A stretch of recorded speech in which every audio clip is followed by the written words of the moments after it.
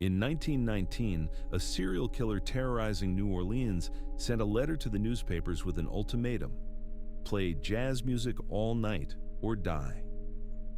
Between May 1918 and October 1919, an unknown killer terrorized New Orleans. He brutally murdered 6 people and injured 6 others in nighttime attacks targeting Italian-American grocers. He called himself the Axeman. His reign of terror happened during a perfect storm: the deadly Spanish flu pandemic, post-World War I chaos, and deep ethnic tensions. This is the complete story of the Axeman of New Orleans, a case that's remained unsolved for over a century and created one of the most extraordinary nights in American history. May 23, 1918, 1901, Magnolia Street, New Orleans. Joseph Maggio, a grocer, and his wife Catherine went to bed that night like any other. They had no idea someone was already in their house. In the dead of night, while they slept, an intruder crept into their bedroom. Both had their throats slashed with a straight razor and their heads bashed with an axe. Catherine's throat was cut so deep her head was nearly severed. Blood spattered the walls and ceiling. In the bathroom, bloody clothes had been left behind by the killer, as if he'd calmly cleaned himself up after the slaughter. But the most chilling discovery was at the back door. Someone had carefully chiseled out a wooden panel for silent entry, using what police called railroad shoe pins with professional skill. Next to the door lay the chisel and a cryptic chalk message that would haunt investigators. Mrs. Maggio will sit up tonight just like Mrs. Tony. Nobody could explain what this meant or who Mrs. Tony was. Andrew Maggio, Joseph's brother who lived next door, had heard strange noises around 2 a.m., but dismissed them. When he found the bodies the next morning, he was so traumatized that police suspected him of the murders.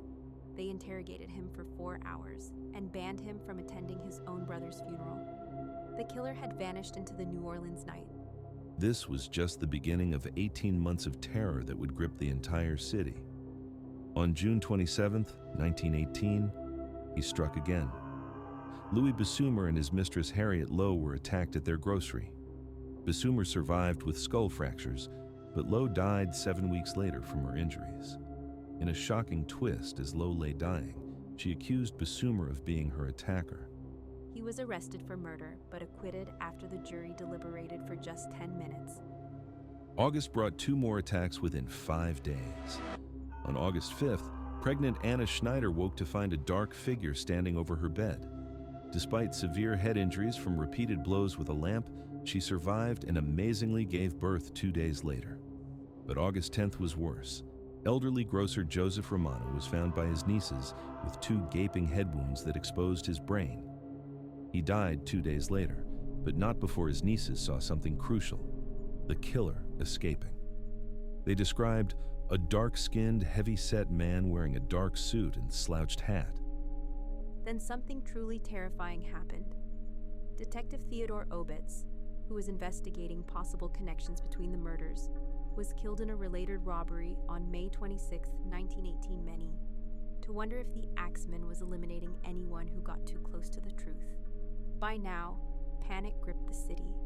People reported finding axes in their backyards. Suspected sightings flooded police stations. Hardware stores sold out of door bolts and locks. Then, mysteriously, the attacks stopped for 7 months. But the Axeman came back with a vengeance on March 10, 1919, in the suburb of Gretna. The Cortimiglia family became his next targets, and this attack would be the most heartbreaking of all. 2-year-old Mary Cortimiglia was killed instantly by a single blow to her neck with an axe. Her parents, Charles and Rosie, suffered severe skull fractures, but survived. The scene was beyond horrific. Little Mary's body was found in a pool of blood, her parents barely clinging to life. Under intense police pressure and traumatized by her daughter's brutal murder, Rosie Cortimiglia made a decision that would destroy innocent lives. She falsely accused their neighbors, 69-year-old grocer Orlando Jordano and his 18-year-old son Frank. The evidence against the Jordanos was non-existent, but the Gretna police, whom was accused of gross corruption, led by Chief Peter Leeson and Sheriff Louis Marrero, coerced testimony, and contaminated evidence to secure convictions. The Giordanos were arrested, tried, and convicted in a mockery of justice. Frank was sentenced to death, his elderly father to life in prison. For 21 agonizing months, these innocent men sat behind bars while the real killer walked free. Finally, in December 1920, Rosie recanted her testimony, admitting she'd accused them out of jealousy and spite. The Giordanos were released, but their lives had been destroyed by a lie born from trauma and police corruption. What made the Axeman so terrifying wasn't just his brutality, it was how methodical and ghost-like he was. Police Superintendent Frank Mooney and Detective John D'Antonio studied the crime scenes and found a chilling pattern. The killer always entered the same way, systematically chiseling wooden panels from back doors, leaving both the panel and chisel behind. This took skill and planning, suggesting he was an experienced burglar who knew exactly what he was doing. Even more disturbing, the Axeman never brought his own weapons. He used the victims' own axes, found right at their homes. After the attacks, he'd hastily clean these weapons, but leave them at the crime scenes, in bathtubs, backyards, or on doorsteps, still stained with blood. For the fatal attacks, he used straight razors to slash throats with surgical precision, often nearly taking off victims' heads. But here's what made him truly terrifying. He always struck at night, when families were most vulnerable. When people were sleeping, in the dark hours when help was furthest away. Despite having fingerprint technology and crime scene photography, investigators hit wall after wall. The Times-Picayune reported that the Axeman was careful to leave no fingerprints. He even changed clothes at crime scenes, leaving bloody garments behind while escaping in clean clothes he'd brought just for this purpose. What was most unsettling was his behavior after the killings. Crime scenes showed he often took time to arrange things deliberately. The bloody clothes placed carefully in bathrooms, weapons positioned where they'd be easily found. It was as if he was staging the scenes for maximum psychological impact. Detective D'Antonio, an expert on organized crime, ruled out theories about black hand extortion. Professional criminals, he explained, wouldn't leave survivors like the Axeman often did. This was something much worse, America's first documented serial killer, and he seemed to be enjoying the game. On March 16, 1919, the Times-Picayune published what would become one of America's most famous serial killer letters. Dated Hell, March 13, 1919, and addressed to esteemed mortal, it began with words that chilled every reader. They have never caught me, and they never will. They have never seen me, for I am invisible, even as the ether that surrounds your earth. I am not a human being, but a spirit and a fell demon from hottest hell. The writer called himself what you Orleanians and your foolish police call the Axeman, and mocked the investigation with disturbing glee. He boasted about his power. Undoubtedly, you Orleanians think of me as a most horrible murderer, which I am, but I could be much worse if I wanted to. If I wished, I could pay a visit to your city every night. At will, I could slay thousands of your best citizens, for I am in close relationship with the angel of death. But then came the passage that would change New Orleans forever. Now, to be exact, at 12:15 o'clock on next Tuesday night, I am going to pass over New Orleans. In my infinite mercy, I am going to make a little proposition to the people. Here it is. I am very fond of jazz music, and I swear by all the devils in the nether regions that every person shall be spared in whose house a jazz band is in full swing at the time I have just mentioned. The letter ended with a terrifying warning. I am going to make my victims known, and they are going to be the ones who do not jazz it on Tuesday night. Well, as I am cold and crave the warmth of my native Tartarus, I will cease my discourse. Hoping that thou wilt publish this, I have been, am, and will be the worst spirit that ever existed, either in fact or realm of fancy. The Axeman. The letter was signed with his symbol, a circle with crosshairs, like a gun sight targeting the entire city. March 19, 1919, St. Joseph's Day, became the night New Orleans played jazz to appease a serial killer.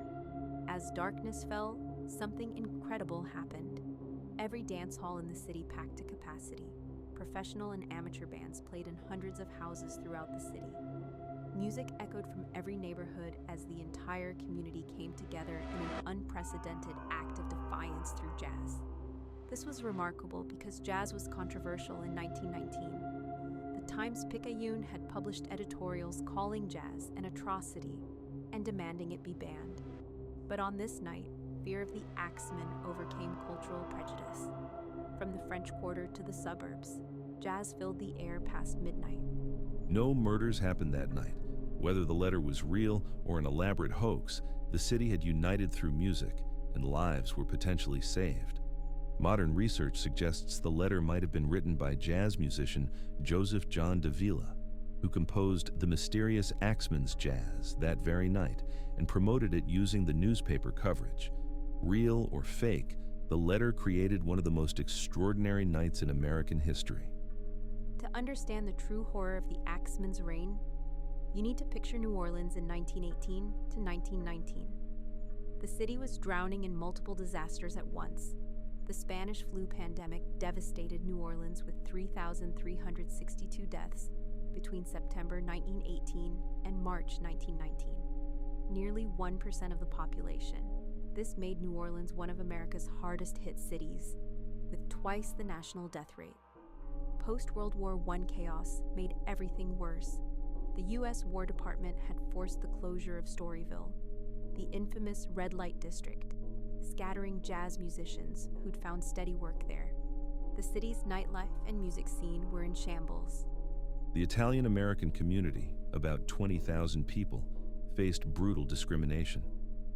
Most were Sicilian immigrants who'd arrived in the 1880s and 1890s. The 1891 mass lynching of 11 Italian Americans, the largest mass lynching in U.S. history, had left lasting trauma and deep distrust of law enforcement. This made Italian grocers perfect targets. They ran small family businesses in mixed neighborhoods with little police protection, caught between being above African Americans but below established white groups in the city's racial hierarchy. Police Superintendent Frank Mooney worked with Detective John D'Antonio to develop what might have been America's first serial killer profile.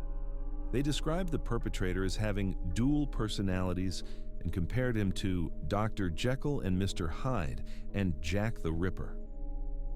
This psychological analysis was revolutionary for 1918 to 1919, when nobody even had a concept of serial killing. The investigation produced multiple suspects, but no convictions. Andrew Maggio, brother of the first victim, was interrogated for 4 hours and banned from his brother's funeral. He was released when they proved the murder weapon wasn't his razor and that bloodstains on his shirt were actually wine from a wedding. Louis Beesimer spent 9 months in prison before being acquitted. Others were arrested with no real evidence. Despite new forensic techniques and dedicated investigators, the Axeman stayed one step ahead. His careful methods and apparent departure from New Orleans left the case cold. The killings continued sporadically through 1919, each one more unsettling than the last. On August 10th, grocer Steve Boca woke to find a dark figure looming over his bed before taking severe head injuries. He survived but couldn't remember anything, as if the trauma had wiped his memory clean. September 3rd brought something truly strange. Sarah Lauman, a 19-year-old woman with no connection to groceries whatsoever, was found unconscious in her apartment with severe head injuries and several teeth knocked out. She recovered but remembered nothing. This attack broke the Axeman's pattern completely, suggesting either his methods were evolving or he was becoming more unpredictable and dangerous. The final confirmed attack happened October 27th, 1919, and it was the most brutal yet. Mike Pepitone, father of 6 children, was found covered in blood after his wife heard terrifying noise and saw a large man with an axe running from their bedroom. The scene was horrific. Blood spatter covered the entire room, even staining a painting of the Virgin Mary on the wall. It was as if the killer had gone into a frenzy, unleashing all his rage in one final, savage attack. Pepitoni's murder marked the end of the Axeman's documented New Orleans activities, but the mystery deepened. The attacks just stopped after Pepitoni's death, as suddenly as they had begun. There's evidence the Axeman might have continued operating in western Louisiana through 1921, with eerily similar attacks in Alexandria in December 1920, DeRidder in January 1921, and Lake Charles in April 1921, all targeting Italian grocers with the exact same chiseled door methodology. But these cases were never definitively connected, leaving investigators to wonder if the killer had simply moved his hunting ground. Frank Mooney resigned as police chief by 1920, saying his failure to solve the case had destroyed his career and haunted his dreams. By late 1920, authorities said they were confident the Axeman wouldn't return to New Orleans, though they never officially closed the case. The truth was, they had no idea where he'd gone, or if he was still out there, waiting. Over the years, countless theories emerged about who the Axeman really was. The most persistent story involved Joseph Mumfre, supposedly shot dead in Los Angeles in December 1920 by Mike Pepitoni's widow, who claimed he was the Axeman. But extensive modern research by crime writer Michael Newton found no evidence this person ever existed in any police or court records. The whole story is basically an urban legend. The case spawned countless books, documentaries, and fictional adaptations, each adding new layers of mythology to the basic facts. But the truth is simpler and more mysterious. The Axeman's identity was never discovered. The Axeman of New Orleans killed 6 people, injured 6 others, and terrorized an entire city during one of the most chaotic periods in American history. His systematic attacks, psychological warfare, and mysterious disappearance created a case that's influenced criminal investigation techniques and popular culture for over a century. The case shows both progressive thinking for its time and major investigative failures. Mooney and D'Antonio's serial killer theory was revolutionary, but the investigation was limited by poor forensic capabilities, jurisdictional conflicts, ethnic prejudices, and the fact that the perpetrator apparently vanished without a trace. Most remarkably, the Axeman letter created one of the most extraordinary nights in American history, when an entire city played jazz music to potentially save lives. Whether the letter was real or an elaborate hoax, it showed the power of cultural expression in the face of pure terror. Today, the case remains officially unsolved and never closed. The Axeman of New Orleans is an enduring mystery that captures the intersection of crime, culture, and social change in early 20th century America. A phantom killer who vanished into history, leaving behind only blood, fear, and the haunting sound of jazz music played to appease a monster who may never have truly existed. But somewhere in the shadows of New Orleans history, the truth still waits to be discovered.